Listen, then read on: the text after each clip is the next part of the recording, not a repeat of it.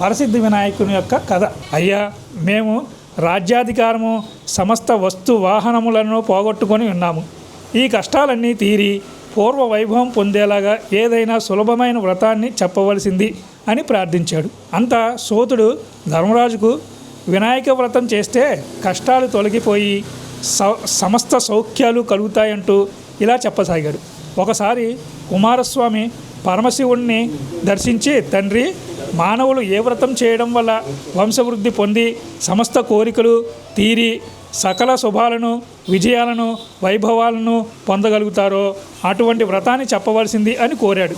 అందుకు శివుడు, నాయనా, సర్వసంపత్కరము, ఉత్తమము, ఆయుష్కామర్ధ్యము, సిద్ధిప్రదము అయిన వినాయక వ్రతం ఒకటి ఉన్నది. దీనిని భాద్రపద శుద్ధ చవితి నాడు ఆచరించాలి.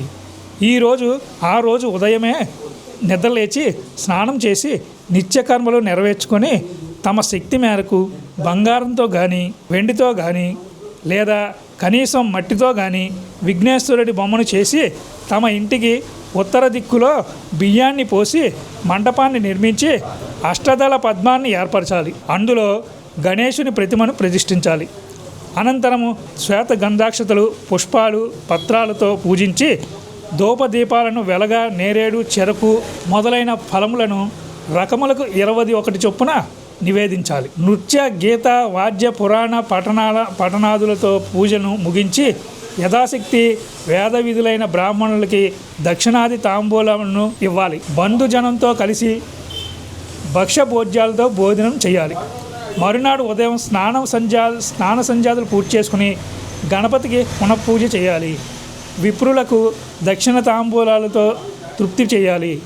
ఈ విధంగా ఎవరైనా వినాయక వ్రతాన్ని చేస్తారో వాళ్ళకి గణపతి ప్రసాదం వలన సకల కార్యములు సిద్ధిస్తాయి అని వ్రతముల్లోకి అత్యుత్తమమైన ఈ వ్రతం త్రిలోక ప్రసిద్ధి అయిన దేవముని గంధర్వాదులందరి చేత ఆచరించబడింది అని పరమశివుడు కుమారస్వామికి చెప్పాడు. కనుక ధర్మరాజా, నువ్వు కూడా ఈ వ్రతాన్ని ఆచరించినట్లయితే నీ శత్రువులను జయించి సమస్త సుఖాలను పొందుతావు.